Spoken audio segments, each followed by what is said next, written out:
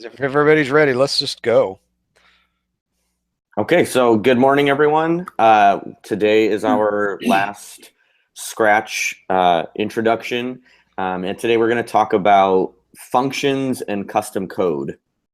And if you are familiar with programming at all, then functions may be really easy for you, and this session may not give you any additional info that you don't already know. But I think since most of you are here, you probably aren't super familiar with programming and have never written a function before.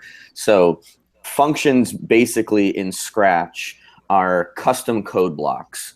We've looked at the different code blocks here in the middle as we've been working on our little Space Donuts project. So just as a reminder, when we play the game, donuts fall from space, and then if Scratch the Cat catches them, he gets a point.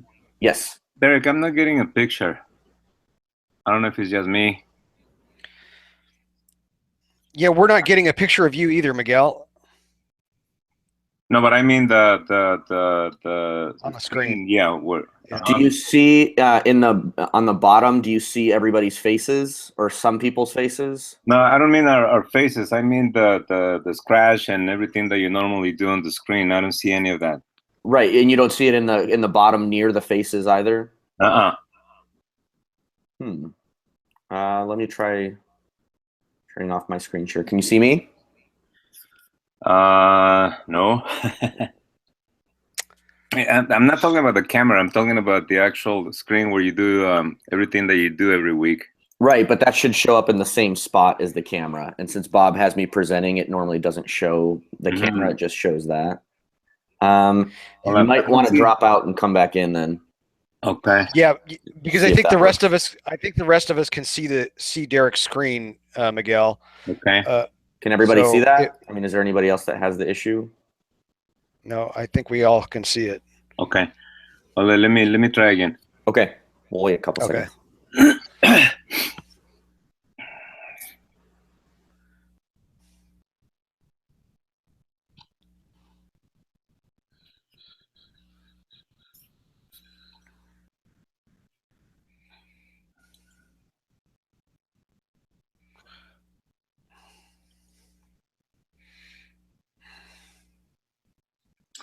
Okay, go ahead. That's fine. I'll figure out.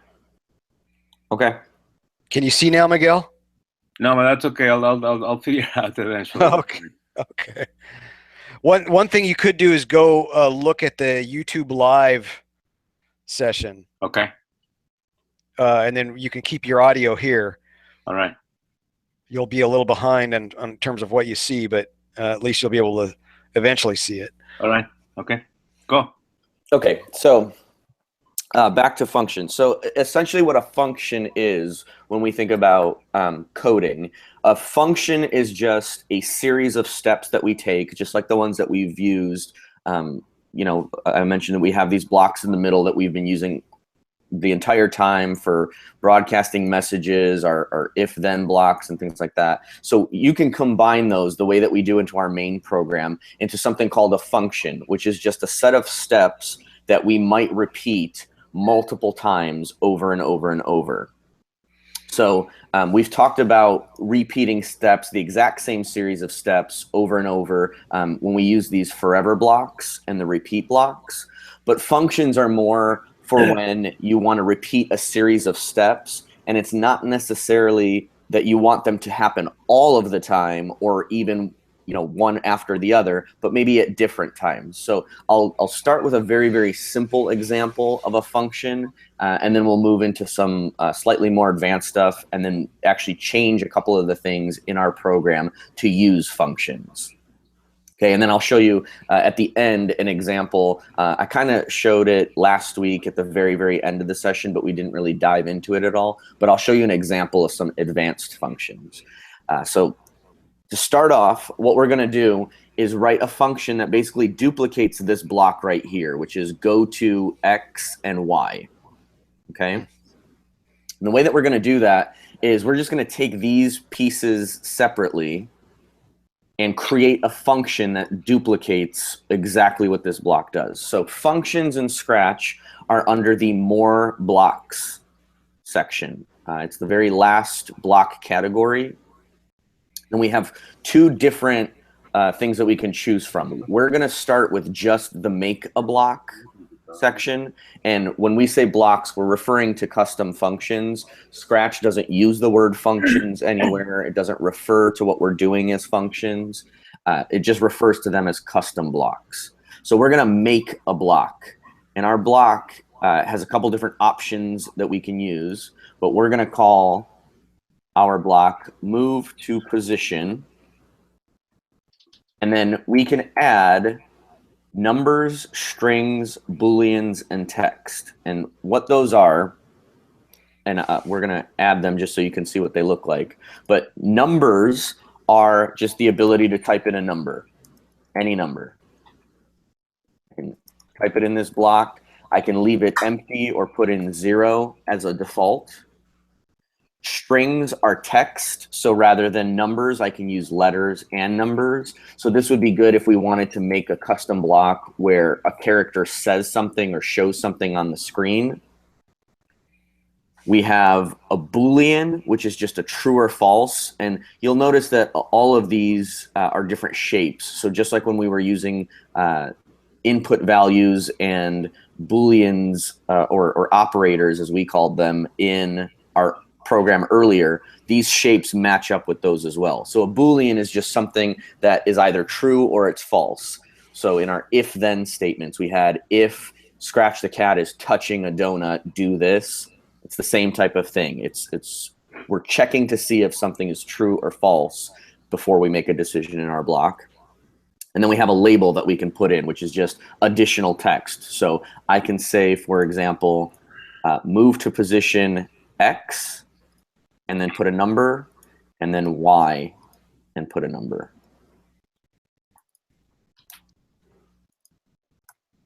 Okay, so what this does is it's just going to make a custom block that when we put it in, asks the user for an X value and a Y value. And the default is X1,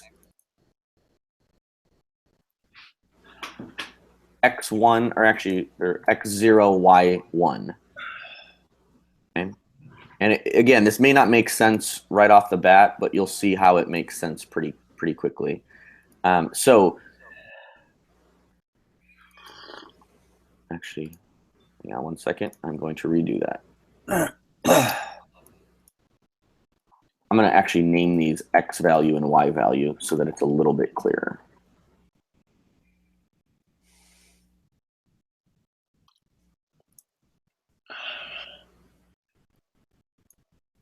Okay, so now we have a block that says define move to position X, X value, Y, Y value.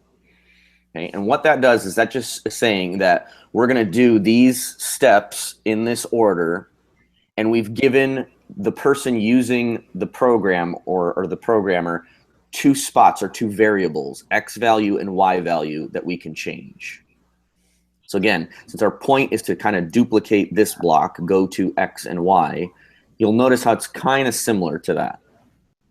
Okay, and so now we can put in the actual steps. So I can say set X to this value, set Y to this value, and then from here, I can drag these two variables that I've put in into those blocks.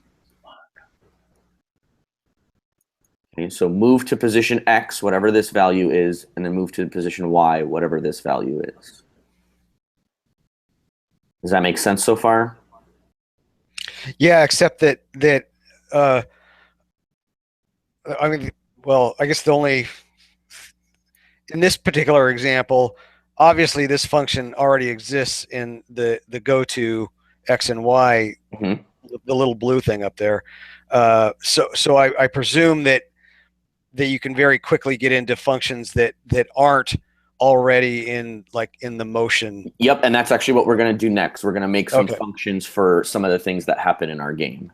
So once we've set the function up, though, if we go to that more block section, now we have a block that says move to position with X and Y, and it's got input fields, just like the go to X and Y block does. So essentially, we could put in go to X100, go to Y100, and now that block functions exactly the same way as this block.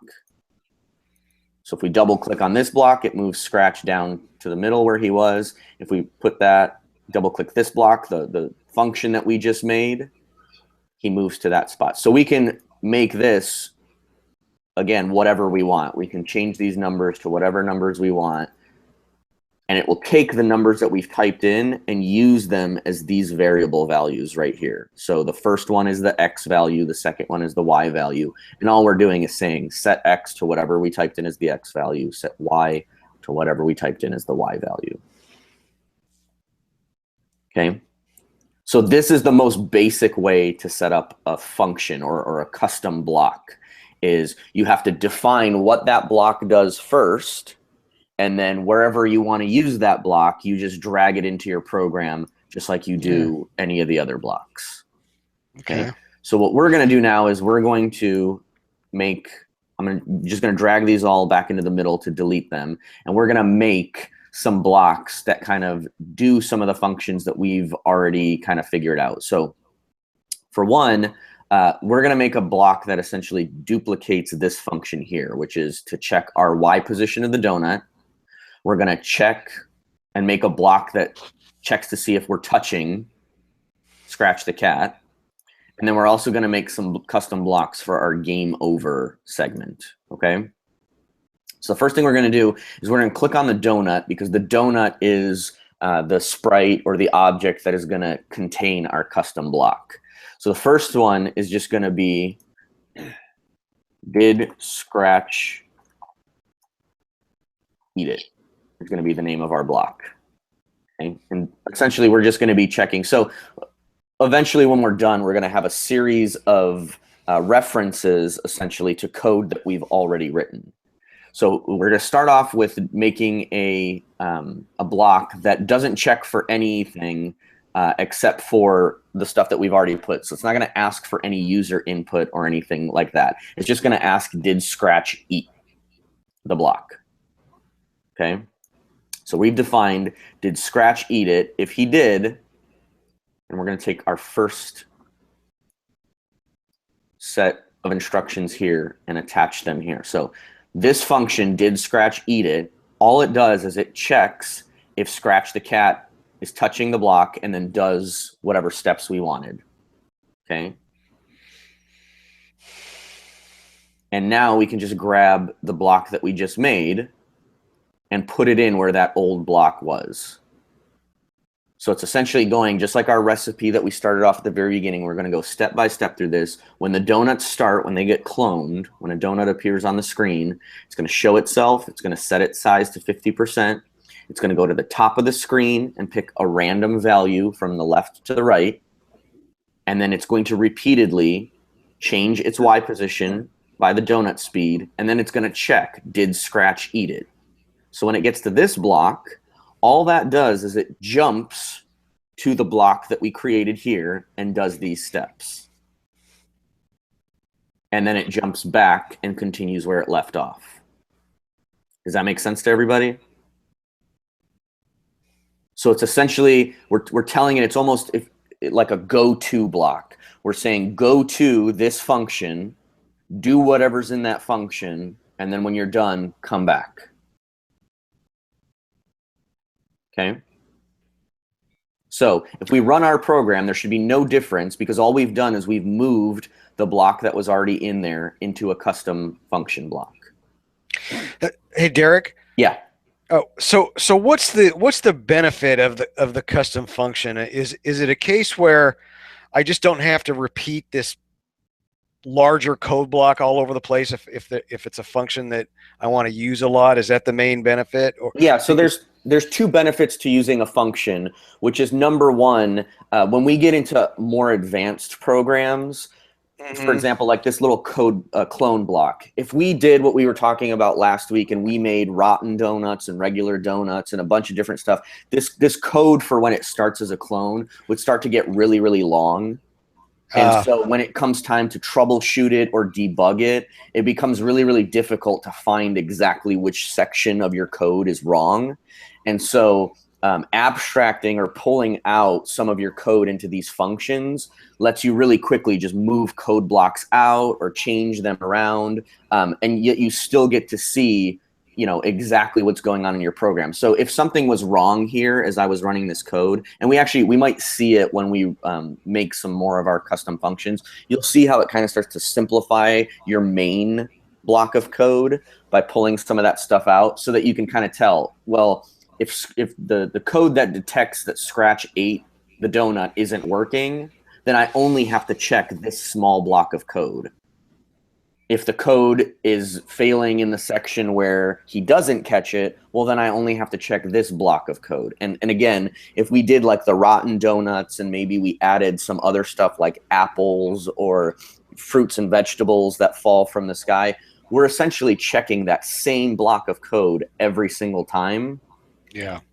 So it doesn't make sense for us to have to remake, you know, if touching Scratch the cat, do this, this, this, that. We can abstract that code out for every single one of those items and just reuse the code we already wrote. Right. So this is a way to make your program more modular. Correct. And better structured. Okay.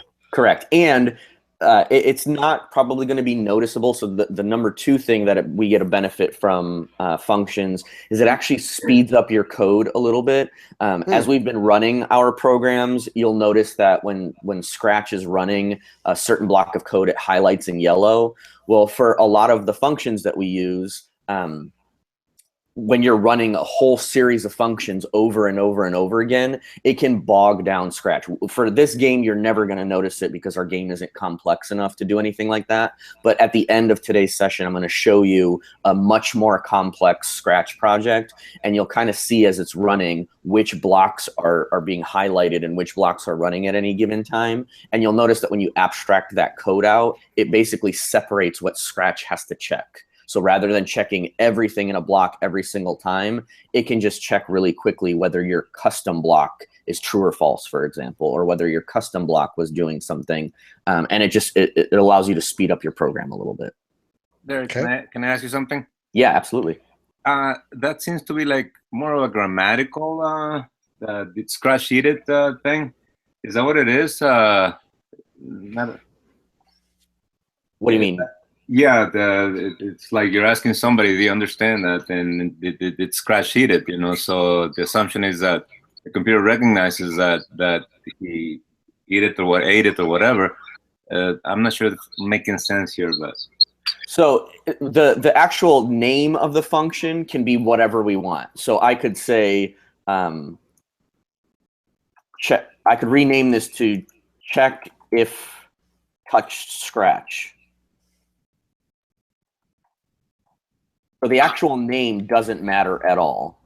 We're just, for readability's sake, when I'm going through. So again, for a simple project like this, it's not going to make too big of a difference. But if I was looking at a more complex project, I could just look through and say, okay, what are my steps? Let's say there's a bug in our program and we can't figure out where it is. I could look through this and say, okay, I'm changing the speed, you know, the Y speed by donut speed. Then I'm checking if the donut touched Scratch. Then I'm checking if the, you know, donut is past Scratch or if it didn't touch Scratch, for example. And when we make our next block, that might make a little bit more sense. But once I'm running my program, if I notice that, for example, the check if touched, well, I didn't even spell that right. If the check if touched Scratch block has the error, you know, if no matter what, I'm catching the donuts, but it's not doing what I thought it was supposed to do, then that basically means that I know for certain that the error is in this block. And it just makes it easier to read the steps for this main block. So let's move on a little bit. If you can just kind of bear with me and hold off on this block, it might make a little bit more sense as you see it. And then I'll show you that more complex project, and hopefully it'll make a little bit more sense. So now I'm going to make a block that is essentially exactly what we have here, and it's checking a Y position below -165, because we determined that at -165, right around here, we know for sure that Scratch can't touch that donut anymore. So when we play our game, once the donut falls below that certain area, it's impossible for Scratch to catch it. So that basically is our, he didn't catch it, take away one of his lives, and delete the donut so that it's not taking up space in our code. So I'm going to make a block that says check if below, and I'm going to put in a number. And we're going to name that number I position, just as an example. Okay, and I'm going to move this whole block into here. And then what I'm going to do is, right now we're using -165, and that's hard-coded. We're basically saying that this function only works at -165. But because my function has this little variable here that I set up, where I basically asked for a number from the user, I can drag that into here. And now the block that we had before that only worked at -165, I can add that and put whatever number I want. So I could check for -70, or I could check for -170, or I could check for +150. So now, for any of my code, whether I have rotten donuts or good donuts or vegetables or fruit or whatever, if I need to check to see if that object is below a certain spot on the screen, I can just use my custom function and check if that donut hit that specific Y value. So in this case, I'm checking if the donut fell below the -165 mark, which is, if I look at my mouse cursor, and the stage right here is right about here. But I could check if it was here. Maybe there's a special block that we have that, once it gets to this area here, -65, it bounces off the screen or something. So Scratch can only catch it with the top of his head, for example. Does that make sense?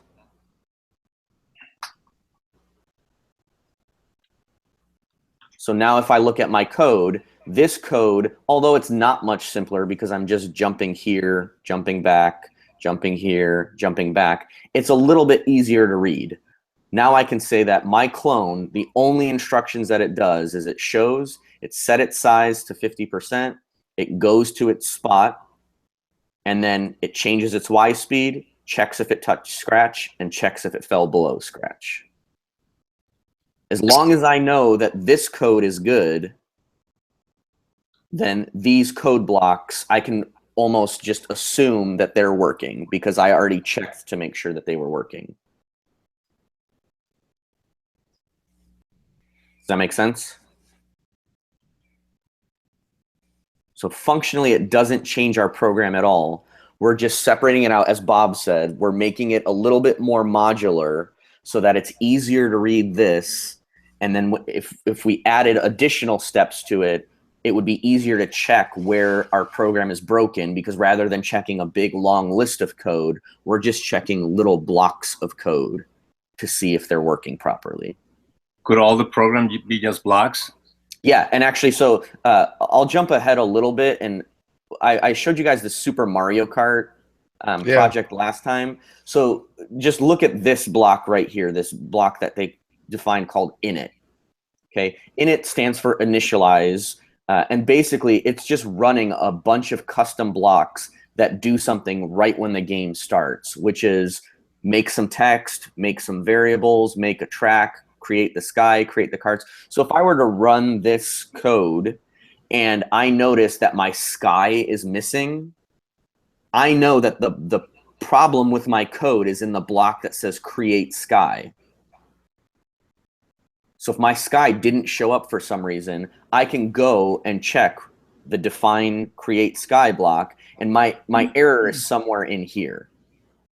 Okay, or if the timer didn't show up, then I know that the issue is with create time, rather than before where we had, a bunch of blocks that go in order.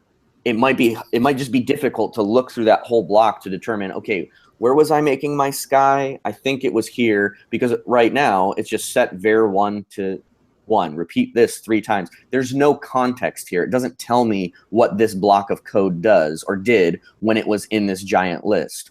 But by separating it out into its own function, I now know that this block of code is what creates the sky in my level. I know that this block of code here updates the frames per second. I know that the code here updates the time. And I've separated it out into pieces so that if something isn't working, I know exactly where to go to in my code to fix the issue. Derek, I'm thinking about the students when they're there, and even us. Wouldn't it be easier to have started this whole training from that proposition? You might think that it would be easier to start with like custom function blocks and stuff, but the problem is that if you did everything and abstracted it out in functions, the students aren't going to be able to debug those functions because they need to know. You kind of really have to drive home the point. And if you guys want to change that and try doing it that way, you're more than welcome to. Obviously, one of the things that I've made hopefully clear during the whole session is that there's more than one way to do this.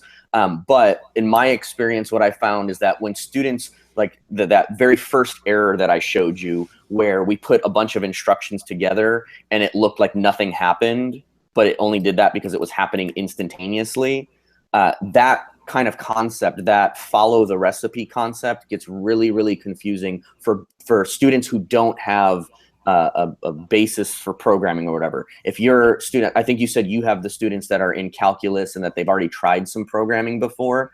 If you want to do that where you're abstracting those blocks right from the beginning, that might help them tremendously because they might already understand that, you know, code runs in exactly that order and it runs instantaneously and all that stuff. They might get that right off the bat. A beginner student, though, in my experience, doesn't get that concept.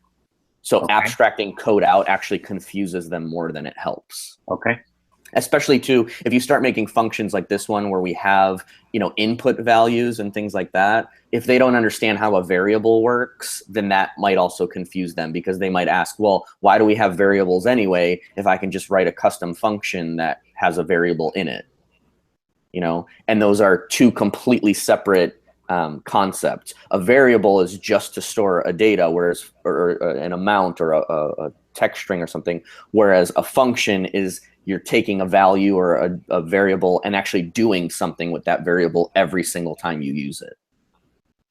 Does that make sense? So again, if you guys want to change that and do it for the more advanced students where you're introducing this stuff, by all means, go ahead and do that. I actually, I think that when you do get more advanced and comfortable with code, it's actually a lot easier to make a bunch of blocks like this, where you're checking, you know, update this, update that. Some people refer to that as pseudocode, where you're basically writing out on paper or in blocks like that. You say, okay, when my game starts, I need to check if Scratch is moving. So I'll make a custom block that says, check if Scratch is moving. The next step is to check my donuts or move my donuts. So then they make a custom block that says move my donuts. And then after the fact, you go in and actually fill in the code and the logic. So some people write complete programs just with custom blocks first, and then they actually fill in the logic that they use after the fact. I think that's confusing for students. We end up having to re-explain or kind of go back and explain concepts, but if you find that that's easier, then by all means, go ahead and do that. Does that answer your question, Miguel, or did I just kind of go off the rails? Yes, it is that, you know, it occurred to me that it will seem to that you could be able to do it like that, and that's why I asked you. But yeah, and again, if you have students that already have some kind of programming experience, that might be a better way to go because you don't have to go back and explain concepts like variables to them or you know, explain some of those other things that we talked about from the very beginning. They might actually better understand breaking down a task into smaller subtasks, which could be a block. Each subtask could be a block, and then figuring out what those tasks do. And it might actually work faster. Okay. Okay, so just a couple other things I want to show with the custom blocks. We've done a few different things where like we're checking the movement here. So just like we were doing with some of the other stuff that we showed, I'm gonna now just abstract everything out in our game so that everything is happening in function blocks. So for Scratch the Cat, I'm gonna make a block called movement.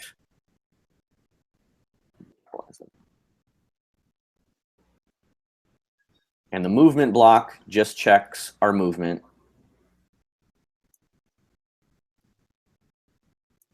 And then I just drag that in there.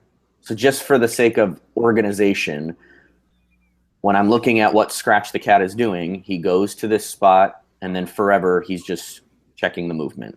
And if I run my program, it should still work exactly the same way as it did.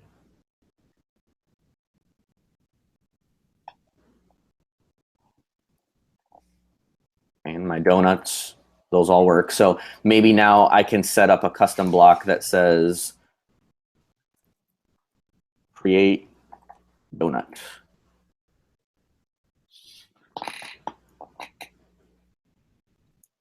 And I move my initialization stuff.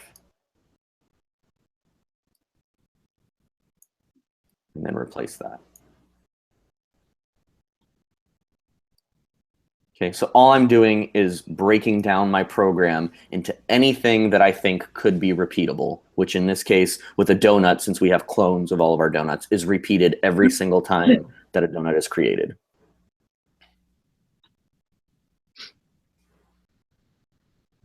Okay, so again, it doesn't change the logic of my program at all. It doesn't change the functionality of it at all. All I'm doing is separating out small blocks of my code to reuse. Now, I'm going to jump back to this Mario Kart block here, and I'm going to click on this sprite here that says carts. Okay. There are tons of different things that we can abstract out in here. Actually, let me see where there's...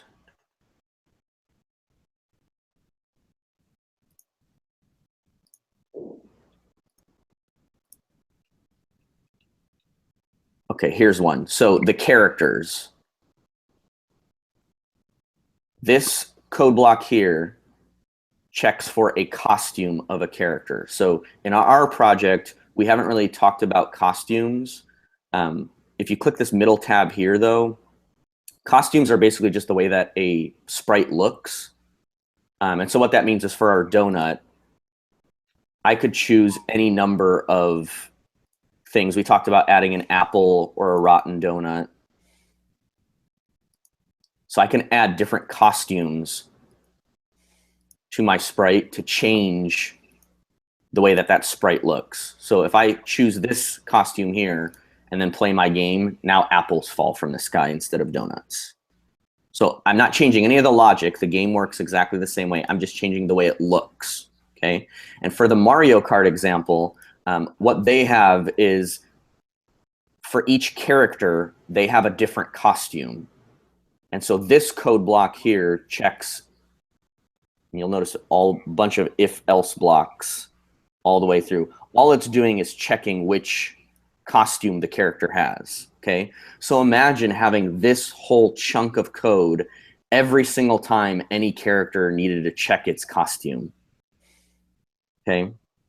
It actually makes a lot of sense to separate that out, because then anytime you want to see which character you're using, all you have to do is put this little tiny block in there instead of all these strings of blocks of if-else blocks that kind of go over and over and over again. Okay, it makes this section a lot easier to read when I don't have to see a bunch of these blocks all over the place. And as long as I know that this code block works, I can reuse this get costume character block every single time, you know, over any character.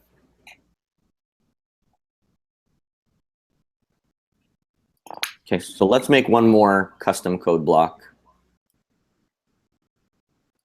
I'm going to go into our scripts. I'm going to go into the backdrop. And I'm going to create a custom block called maybe game over. So we used messages for game over. And actually, I'm not going to do that. I'm going to make a block that checks the high score. That might be easier.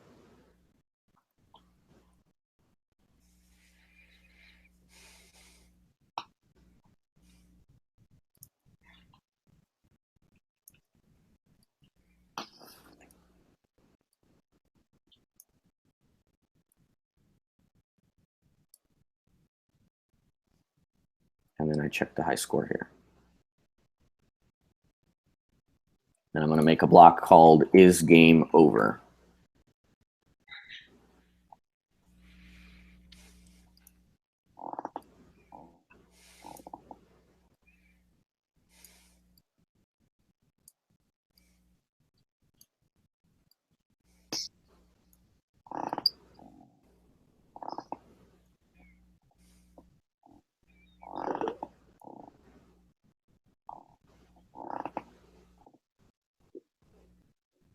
Let's do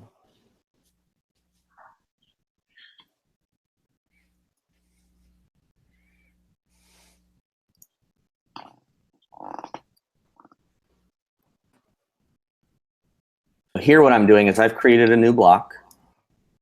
Let's move this out of the way. I've created a new block called increase speed, which increases the speed of the donuts.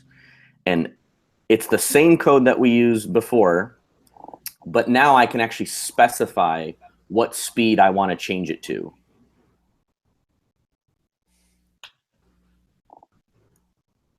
So in our current program,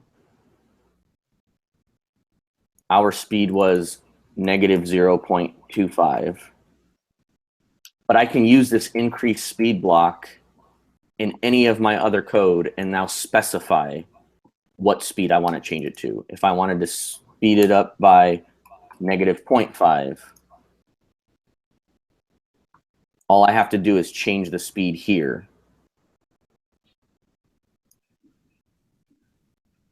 And obviously these custom blocks can get as complicated, you know, with the Mario Kart game, you can kind of see how complicated they can get, but you can literally make a function that checks anything in the game. So if we go back to our example with the rotten apples, we can check, you know, power-ups.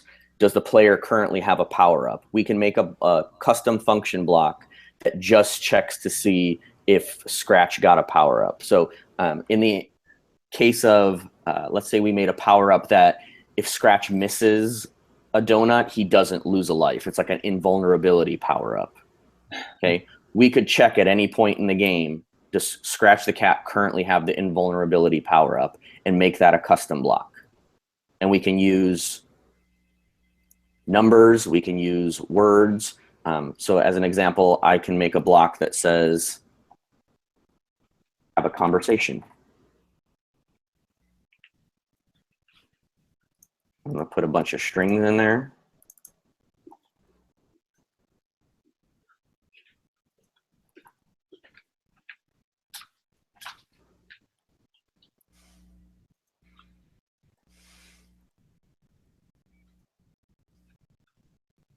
So I've made a block called have a conversation. And all this block does is it makes Scratch the Cat have a conversation with himself. So what that does is I can go to the looks tab. Sorry, not looks.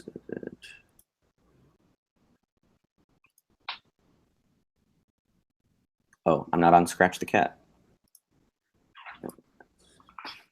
Try that one more time. Have a conversation.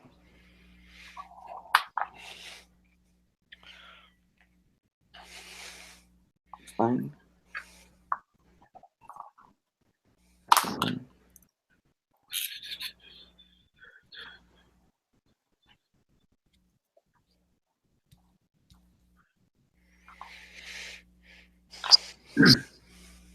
So this line, all it does is it goes into the looks panel and uses this say block or think block. I'm going to use the ones with the time. Say, think, say. So this custom code block, all it does is it makes Scratch the Cat have a conversation with himself.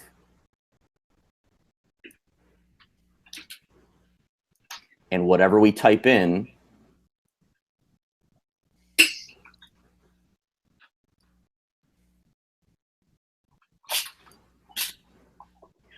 is what he's going to say. So he's going to say first, hello, everyone. Then he's going to think to himself, I hope I'm not alone out here. then he's going to say, let's get started. As long as I'm not talking to myself. Okay, so now when we start our game, Scratch the Cat is going to say, hello, everyone.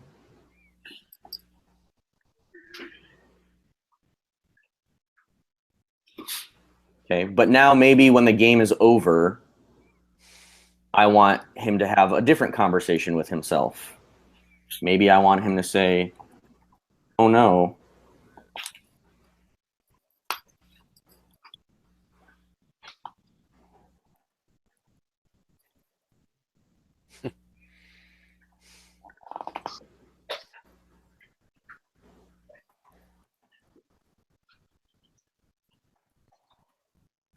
So now I'm just going to let the donuts drop.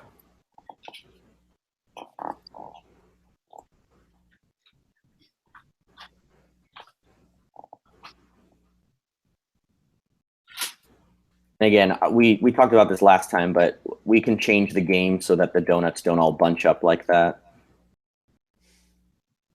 Our wait time is very, very long.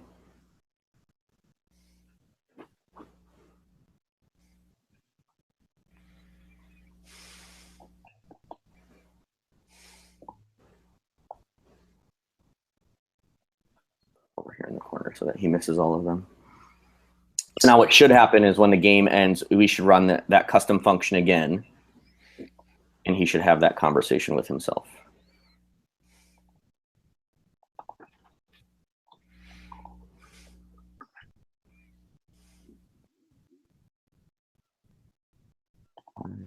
Four.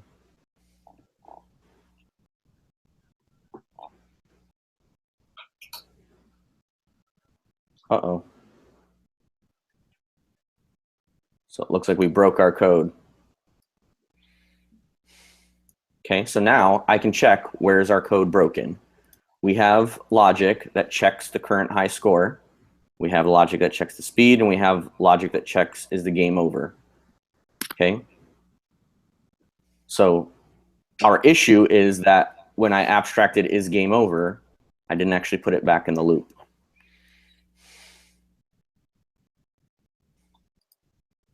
I'm going to make our donuts go a little bit faster.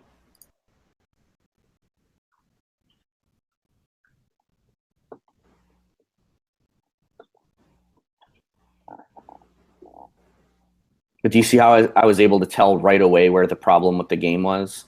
Because I had abstracted out is game over, I knew that the issue had to be somewhere with the is game over block.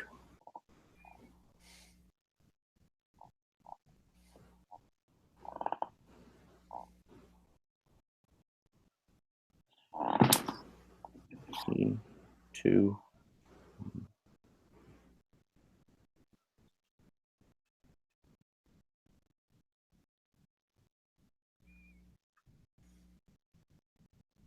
Okay, so it's the exact same code block, but we've used it in two different spots to have two different results. The steps are the same. It's say something first, then think something, then say something, then think something. But because I made it a custom block, I can have it put whatever lines I want in there. So now anytime I wanted Scratch to have a conversation, I could use that block and then put in the custom lines for the conversation. Does that make sense?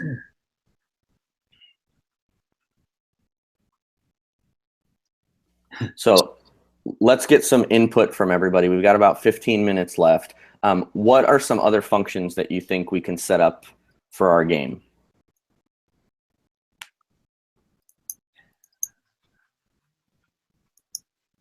Give me an example of something that we could add that we're doing multiple times.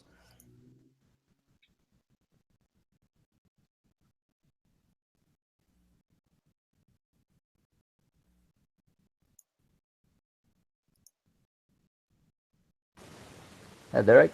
Yep. You hear me? Yeah. Hey, what about when game's over, flashing, the screen, the background? When, which one? Yeah, the background, yeah. Yeah. When the game is over, it's flashing, something like change colors. Okay. Yeah, or we can change it completely. We can change it completely. We can make a block that's called change background. Uh-huh.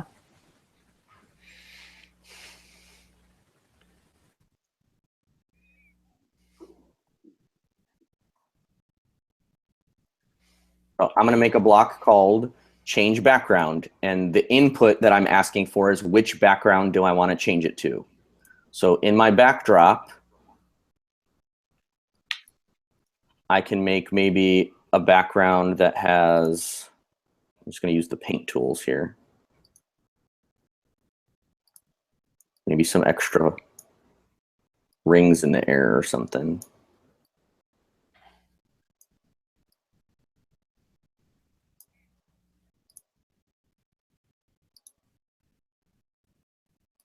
So this is just like a basic paint program, no different than something like MS Word, or not MS Word, MS Paint.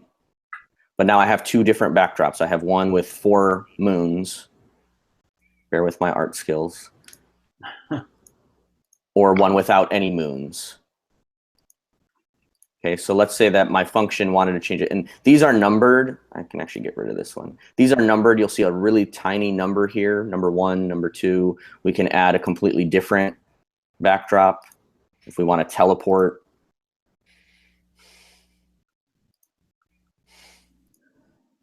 Maybe this building.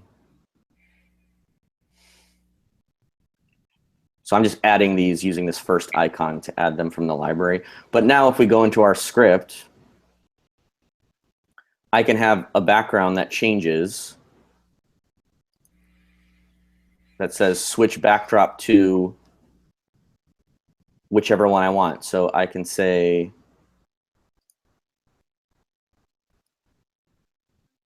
if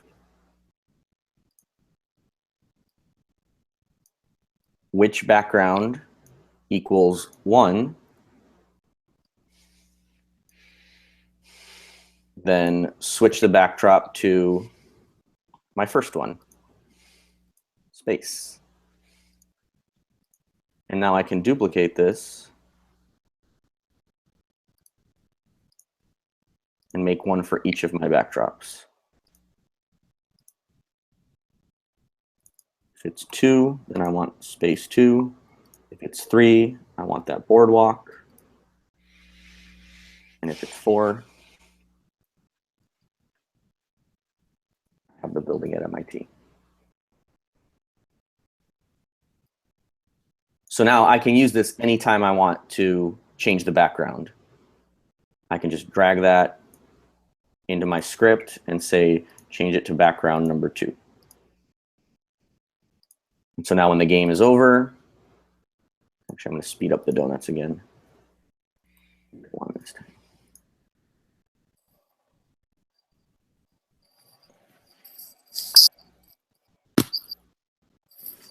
The other really nice thing about functions is that they let you test things.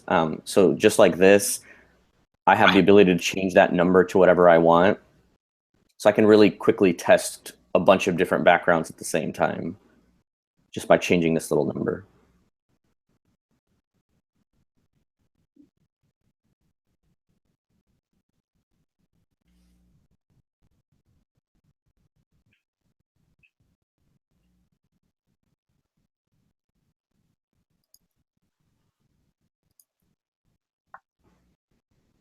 So let's make sure. So now when my game starts, I can even put the block change background to 1.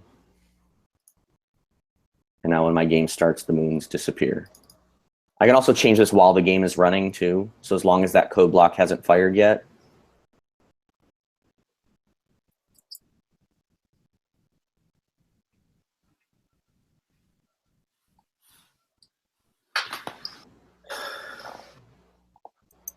I can change the background if the high score changes. Again, I'm just reusing the exact same code, but now I can specify which one I'm using. Okay, so one more thing that I want to cover just in the couple minutes that we have. We talked about this just a little bit last time, but Scratch also has the ability to add extensions to it. And that's the last custom code block that we have. So we had talked about using the Lego WeDo systems or a Pico board. You can add custom block extensions right from here, and you can also make your own custom extensions. So all that does is that adds these additional extension blocks to the Scratch interface. So later on, if you as a class or something decide to buy one of the Lego WeDo kits, these are all the different things that you can do, which are essentially just function blocks like we just created, but they specifically make changes to the Lego WeDo system or to that Pico board. So in this case, you can power motors that come into. Derek? Yes. We have the Pi, the little program. Raspberry Pi? Yes. Okay, can we adapt it or connect it? I think there is a Scratch block. You would have to check. I honestly am not certain. No, that's fine. That's fine. We can try. See what there is. It looks like there is. Okay, that looks like. Okay, thank you. So that way you can connect it. And like I said, there's the Scratch team has a bunch of these. For whatever reason, they haven't added them to the actual extension gallery, but there are multiple different hardware things. I know Lego is the one that a lot of people use because they have these two WeDo kits, and then they also have a Mindstorms kit. And the Mindstorms kits have like light sensors and moisture sensors and things like that you can actually hook up to Scratch to have the WeDo kit determine all kinds of different things, and even do little scientific experiments. They also have like accelerometers, so it can check if it's being rotated or tilted in any way. So you've got these tilted blocks here. You can check the distance away from a specific sensor. So it has like a distance sensor that I think uses just like a light to track, or laser to track the distance between the main WeDo body and the smaller one. So you can add, tons of these blocks. Scratch also has a downloadable version. So rather than running it on the web, you can download an app that actually runs Scratch called the Scratch Offline Editor. And people have added custom blocks or custom extensions that only work with the offline editor as well.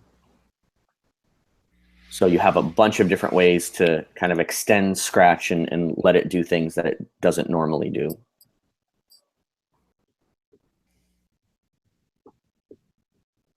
Okay, what questions do you guys have? We just have a few minutes left. Any other questions, or do you want to see anything repeated? Go for it.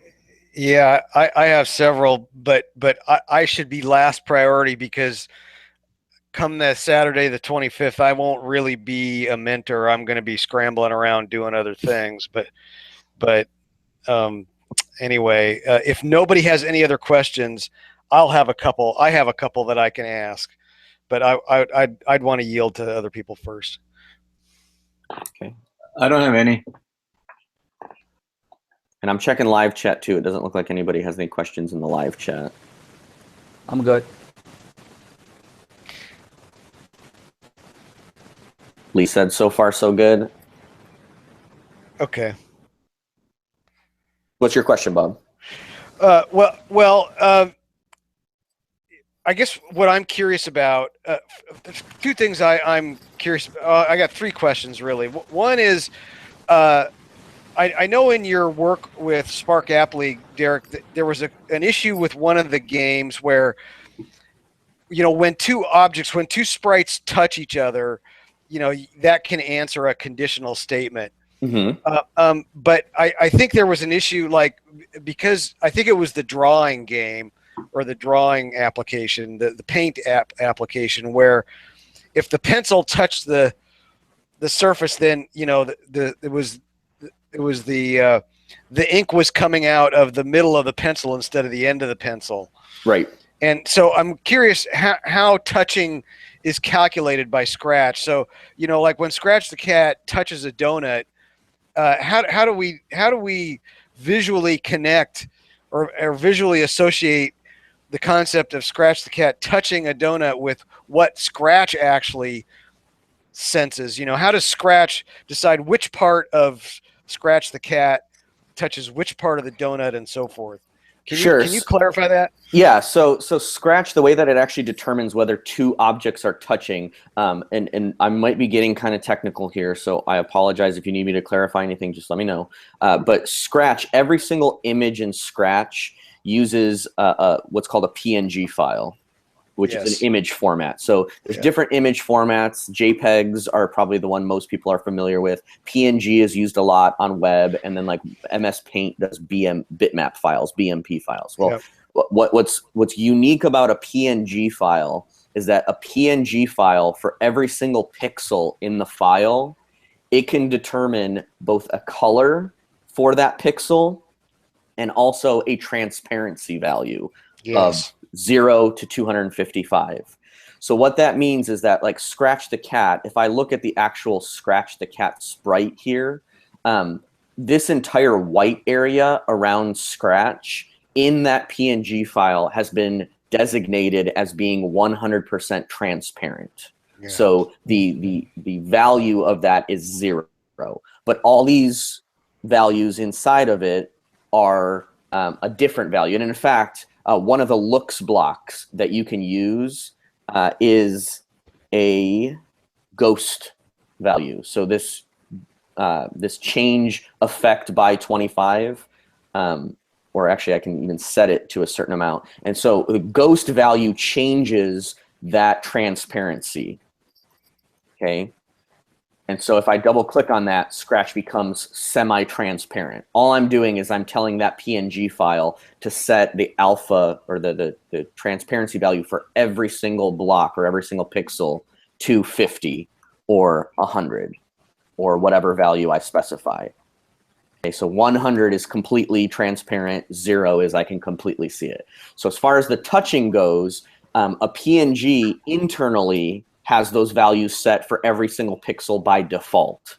And Scratch uses those values to determine whether or not something is touching. So it ignores completely transparent values and only checks for touching based on values of pixels that are not transparent or that are set to 0. Yes. Okay. And so what that does is, I think what you're referring to with the Paint program is that when, let me see if I can start one really quick just to show you the example, but I'll set his costume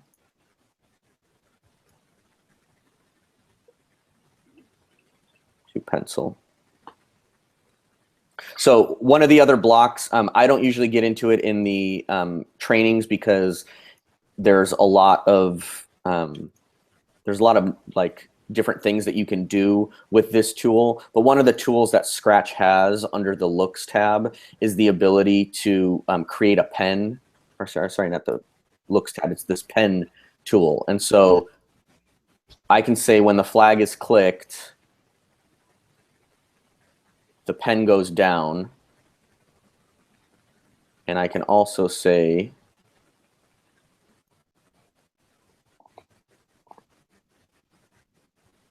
I can tell the pen to follow. What is it?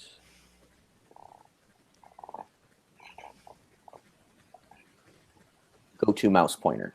I think this is the example that you were asking about. So you'll notice that as I'm writing, the pencil is actually coming out of the mouse cursor, which is in the middle. So the default anchor point for a sprite is the middle of the sprite. Anytime Scratch is tracking whether something is at a position or moves something to a position, it determines that position from the middle of the item. Yeah, that's exactly what it was. Yeah, so what we did is, in order to kind of trick the game or the program into following the mouse but having the point of the pen be at the tip, we actually added another sprite that I think was like a ball or something. That the ball was actually what was drawing the pen marks. And the pencil, we told it to go to the mouse pointer and then change the X and the Y value so that the pencil moved to the right spot relative to that. So let me just see if I can figure this out. I don't remember what values we used off the top of my head. I think you used a tiny ball or something like that, or a really small. Yeah. Yeah, again, it doesn't. Yeah. The size of the ball doesn't matter because it's just that anchor point. Yeah. Okay. I think you've told me the kind of you've answered my question though, and that's that Scratch considers the edges of the image of the sprite unless they're transparent, and then it's the edge of the non-transparent part of the sprite. Right. Correct. Yeah. Okay. That's that. I'll see. Okay. Hold on. I gotta clear this. But essentially, what it was is we used the middle of the ball. Yeah. To make that, and then we used the looks effect. Yeah. To make the ball invisible. So we set that ghost value to 100, and so that way all the graphics, all the actual drawing came out of the middle of the ball. Yeah. But then the ball itself was hidden. So it goes 100, and then if we start our program, the ball should hide. Okay. But now then we just had the pen and it was drawing. There's obviously like a little issue because I have it moving the pencil. But that was basically what it was, is we were having it set up so that it was drawing from the ball rather than from the pen. Yeah. Oh, I know why. Because I did not put the pen up on this one. Clear? There you go. So now it looks more like it's drawing from the tip. And again, my values aren't correct. The pencil's not in exactly the right spot. But we can change that to, something closer so that it actually looks correct. Yeah. There you go. That's probably a little closer. But that way it looks like it's actually drawing it from the tip of the pencil rather than from the middle of the pencil. Mm-hmm. Yeah. So another thing that this is useful for is in video games a lot of the time, Bob, this goes directly to your question, is because Scratch only determines if two things are touching based on those PNG values, those transparencies where there's actually pixels.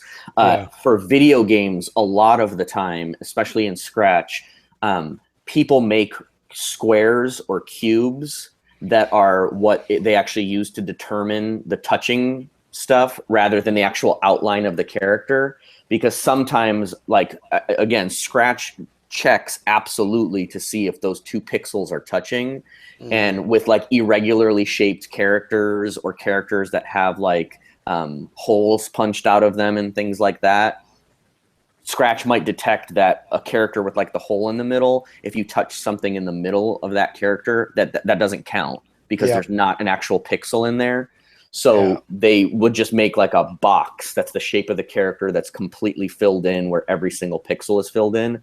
And then they ghost that. So you don't see it, but for all the logic and all the determining whether two things are touching, you use that filled in square rather than the actual character itself. Yeah. Okay. Okay. Okay. That's helpful. And two more questions, right? Yes. And I know we're kind of out of time for today's session, so I'm gonna put the questions out there and then suggest that maybe we address them in the next session.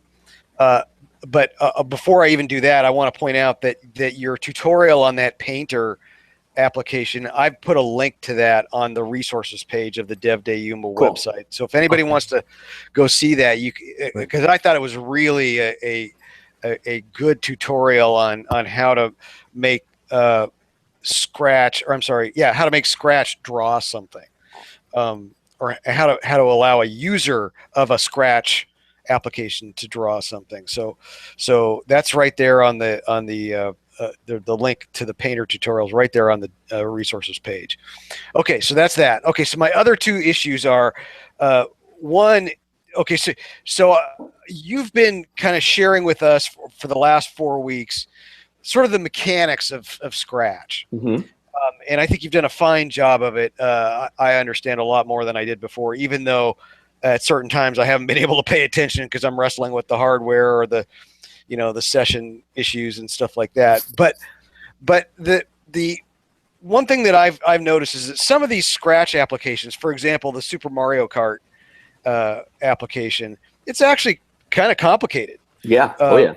You know, you can do complicated stuff with Scratch, and I'm wondering if maybe in the next couple of sessions you could outline for us how you've helped students in your events, not just figure out the mechanics of Scratch, but maybe figure out how to design their application a little bit, to plan it out a little bit, because I think doing some of that would be helpful to them, rather than having them just start plopping. I mean, if we really want them to see some programming techniques, we could just start having them plop code blocks and conditional branches and stuff like that down on the workspace, and see what happens. And that might be a useful exercise right there. That might do the trick. But when they want to make something that does a certain thing, in my experience in software design, there's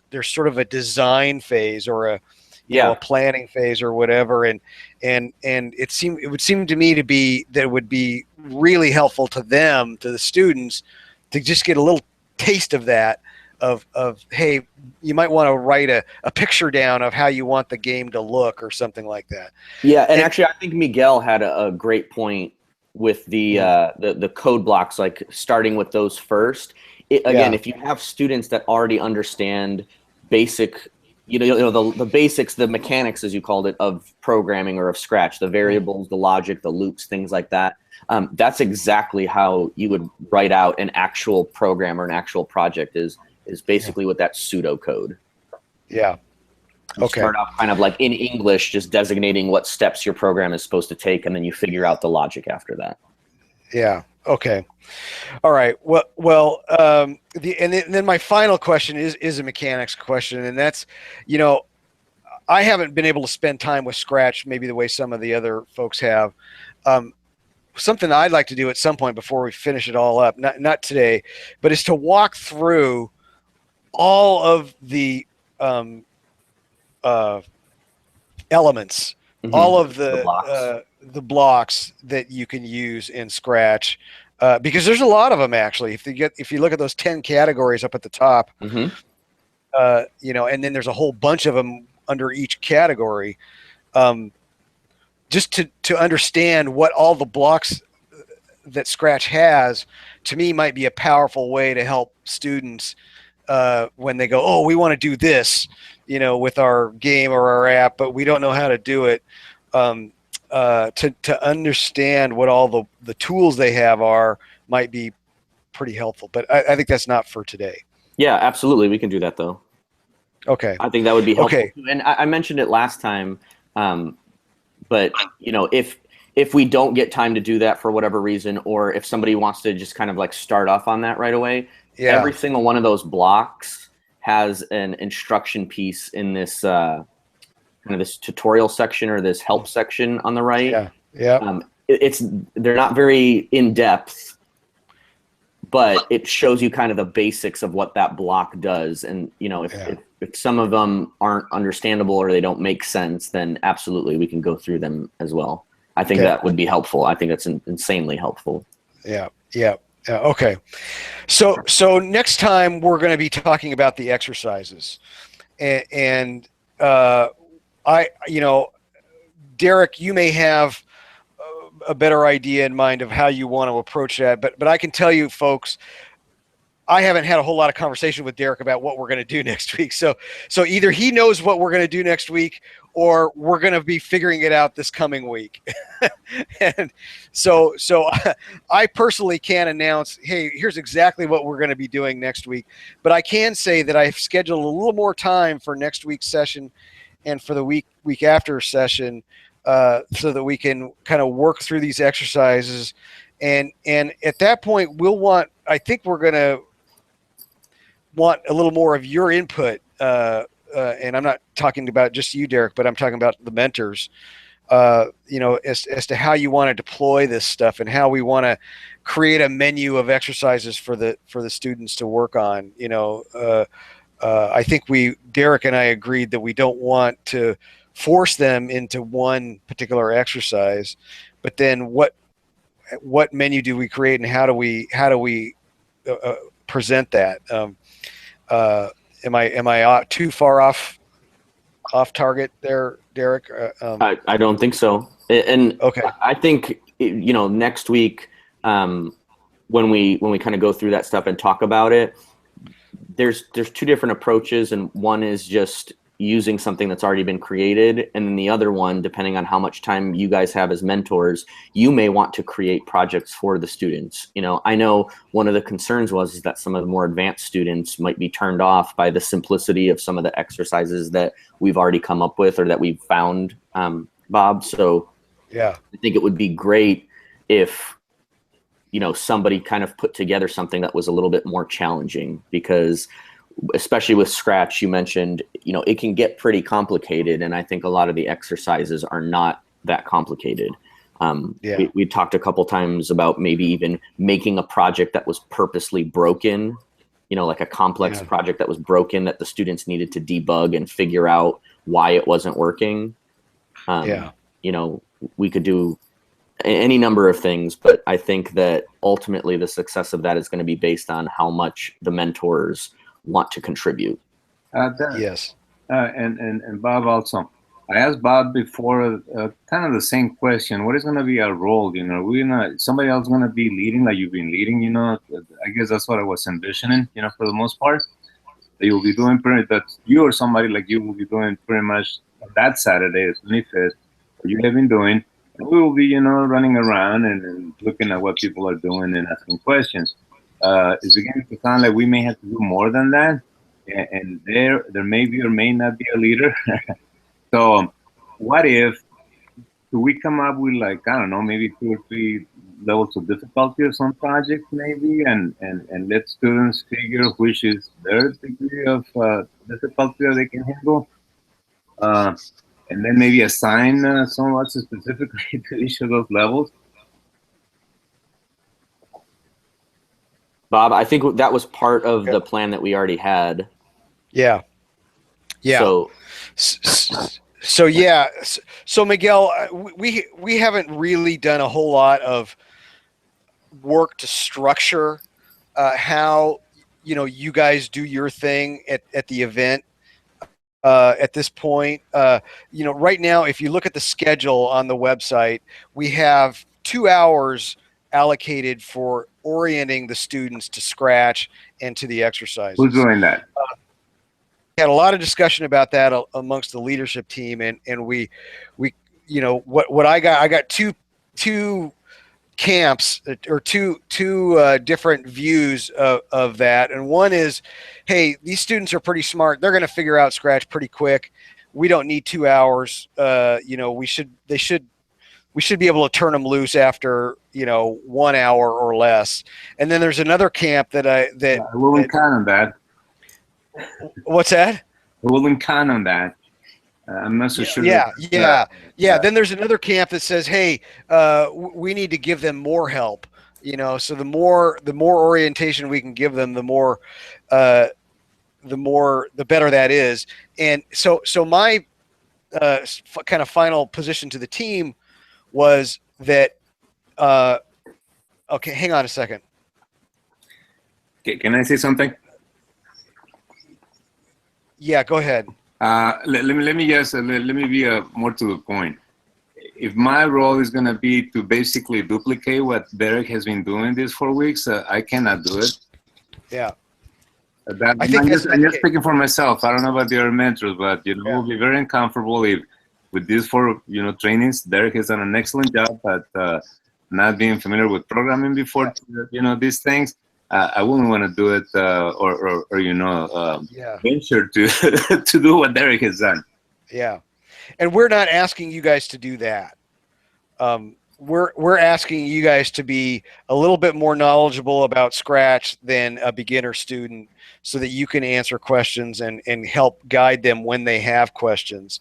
You know, we intend to have somebody else up there, you know, giving the orientation, and so you know, your role will not be to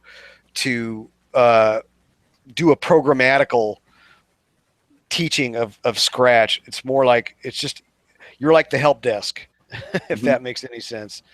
And tell me if I've got that wrong, Derek, but that's my sense of it. No, I think that's how it should be. Because again, in my experience, the way that the events typically work, and the concern is always that some students are going to be left behind and other students are going to kind of advance a little bit more or whatever. Without fail, what happens is we do the tutorials, for about an hour, and right around the hour mark, that's when the students who feel comfortable with it start to branch off. They stop paying attention to the tutorials. They just kind of start doing their own thing. And then what ends up happening is that the mentors really don't hear from those students at all until there's a issue that they can't debug, essentially.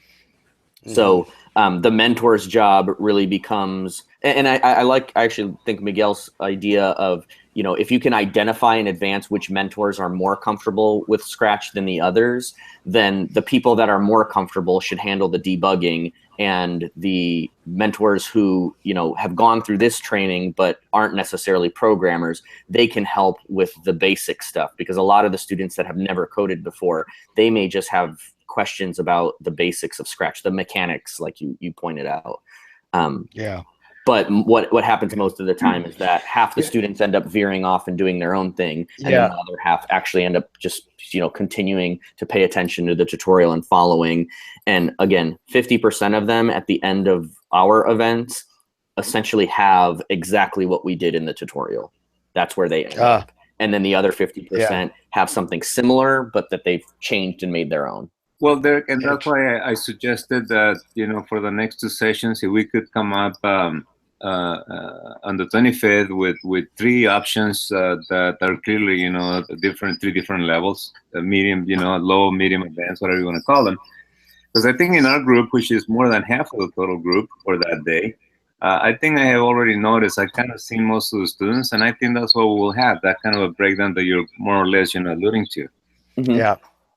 Yeah, and just so like we kind of get it out of the way now, Bob, I don't know if this is like a backup plan or whatever, but we've already identified there's a website that has Scratch exercises that are already split up into some of those categories, the easy, medium, and then difficult categories. So as a kind of a last resort, I think, or as might even be the primary plan, though we do have exercises that are split up like that. My concern and the reason why, I personally feel like the mentors should be the ones to create the exercises. And the only reason I say that is because, for you, Miguel, if you created an exercise, then you absolutely know how all the blocks work that you used in there. You created it, so you have to know kind of the procedure behind it. Whereas exercises that somebody else created, it's kind of up to you to try and figure out how they did it rather than already knowing how it was created. You know what I mean? Yeah. There's not going to be anything in there that you're not familiar with if you created the exercise. Well, and that's the thing.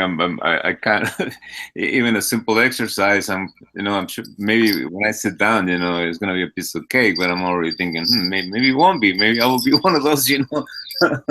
Maybe. So Derek, what do you think of the wisdom of sharing some of those exercises that we found with the mentors and let them decide if they want to try to use those exercises, or if they want to create their own, or whatever, or do you think we ought to hold that back and let them work on creating something first, and then if they struggle with it, then we hand them the pre-built stuff? What's your thought? I think, just for me, I think you should show them the exercises without the solutions. Okay. And see if they can either duplicate those or finish the exercises.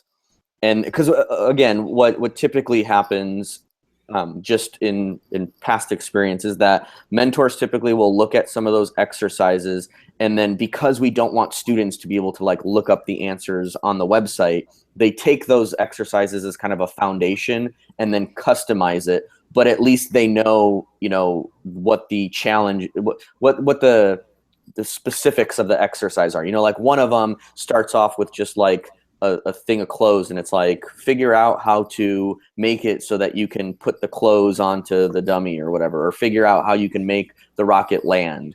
And then there's like a step 2. Okay, this is slightly more advanced. Now see if you can figure out how to make the rocket respond to keyboard input. And then the next one is see if you can figure out how to make the rocket respond to left, right, and also up and down input. You know, so it just gets slightly more challenging each step. Yeah. And I think that once the mentors see like kind of what those exercises look like or what those challenges look like, then they can figure out how to make their own without making it too difficult for the students. Fair enough. Okay, so I will do that. I will send you guys the some of these exercises that we discovered, and let you take a look and decide, you know, how you want to approach this, and then we can start talking about it next week. Yeah, I think we need to do that, because if you ask me to start from scratch, all I can think of is a cat. Okay. Yeah. I don't think I can think of anything else other than the cat. So I don't think that's too creative or too, inviting. So yes, I think we need those exercises. Okay. Well, I'll get them to you this weekend. All right. Okay. Sounds good. All right. But yeah, just to finish my point, what we concluded with respect to the orientation during the event is exactly what Derek just described, where we have 2 hours allocated, but after 1 hour we're gonna kind of take a poll and find out which students want to just go off and start working, and then if there's some that do, we just turn them loose.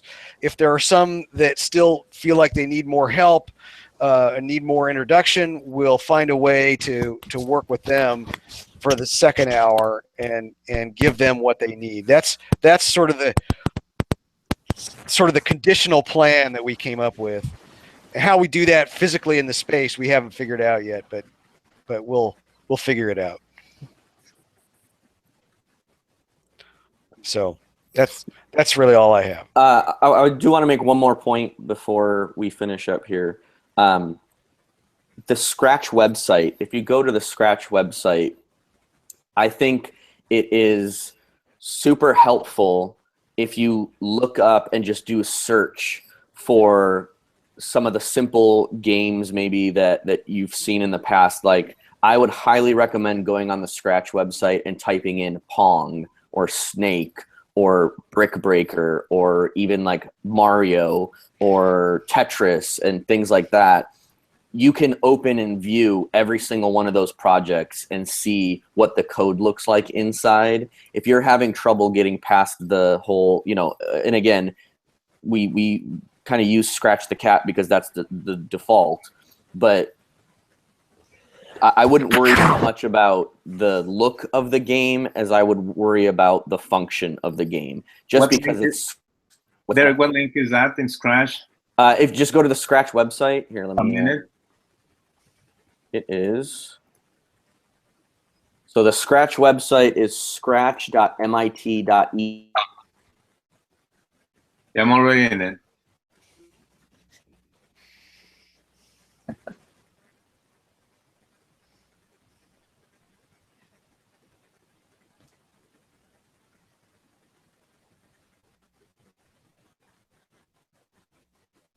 Yeah, I remember Pong from 1974. I think it was one of my brother's Christmas presents. I just dated myself. You're young.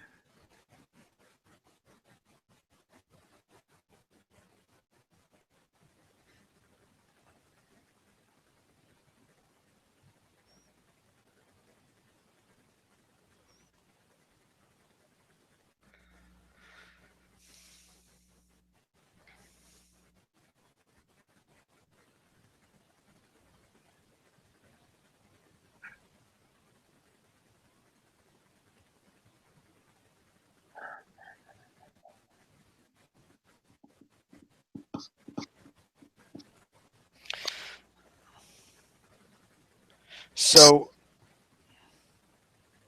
did Derek leave the session? It looks that way. Oh, yeah, I think he's off looking up stuff on Scratch. That's what he's doing. But I hope that he hasn't Abandoned. abandoned us. Hi there, Oh, there wrong he is. window. He's Wrong back. window. I shared the wrong window. Oh, okay. That's what it was. Okay, sorry. So when you go to the Scratch website, it's just scratch.mit.edu. Okay. And there's a tab up at the top that says Explore. And if you go to the Explore tab, you can search projects that other people have made. So if you type in like Pong, for example, you'll have projects that are basically a simple version of the Pong game that, you know, I think most people are familiar with. And for every single one of these projects, you can click this button up top that says See Inside, and it will show you the code blocks for that game. So like this one only has 2 sprites, and the code blocks are pretty simple, but it has little comments that you can use to kind of see, you know, what each section does. If you look at them, you know, you can kind of sort of see what they did and how they made it work. And so I would look up games like Pong and Mario and Tetris and anything, you know, Brick Breaker, any games. I think there's even like a snake game that people used to play on their phones.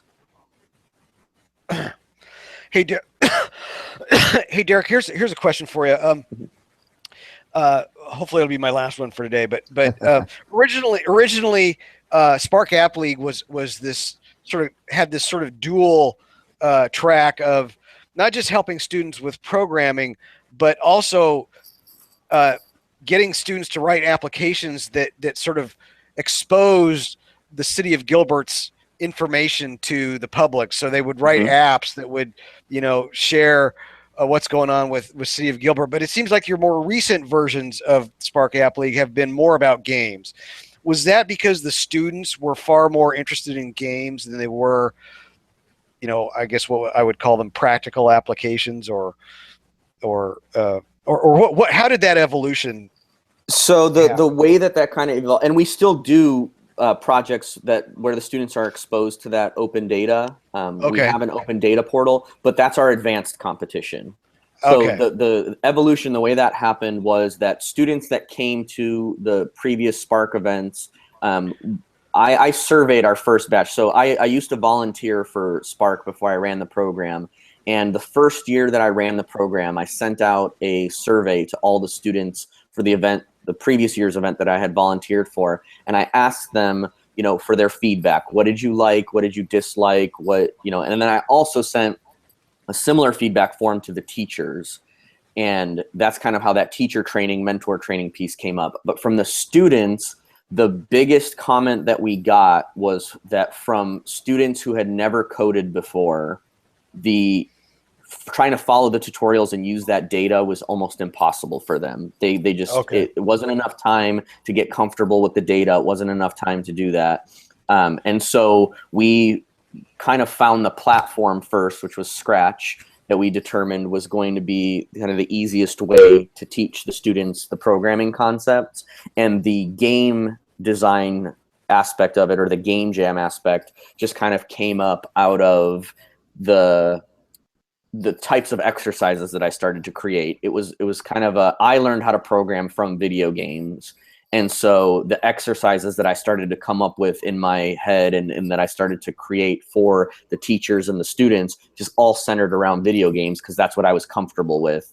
And then when we got the feedback from the students after that first event, they were like, yes, we love the video games. And the teachers were like, you know, it's almost like you're tricking the students into learning programming by making them create their own games, because they're having fun creating games without even realizing that they're learning, you know, programming concepts. So they can make money out of it, huh? Yeah. I mean, it doesn't matter how you learn to program. Once you learn how to program, you can make apps, you can make games, you can, you know, write software, you can make websites. It doesn't really matter how that introduction comes in.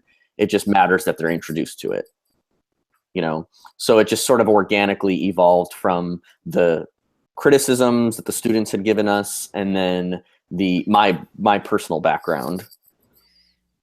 Yeah. Okay. Well, okay. So it sounds to me like we're on track with the notion that we're going to start, our basic themes for the exercises are going to be games. That for our group, which we have to assume are the beginners, that they're all beginners at this point, even though some of them may be very far along in their, programming skills or whatever. We don't know that yet. But games are, I think, again, games are a good thing because, or a good segue into this, because advanced students like games, beginner students like games. The only differentiator is going to be how advanced their games are. But there's a lot, and with games too, especially, there's so many different types of games and so many different genres of games that there's just a lot of room for creativity for any student, regardless of their skill level. Yeah. Okay. All right. So I will send out those exercises to you guys sometime. I'll try to do it sometime this weekend. If you haven't seen it from me before the end of the weekend, ping me and I'll, snap too. So. Okay. Any other questions? That's all I had. Derek, I'd like to just chat with you real briefly after the session, if that's okay. Sure. Yep. Have a nice weekend. Thank you, guys. Thanks, Take care, guys. Thank you. Thank you, everyone. Appreciate it.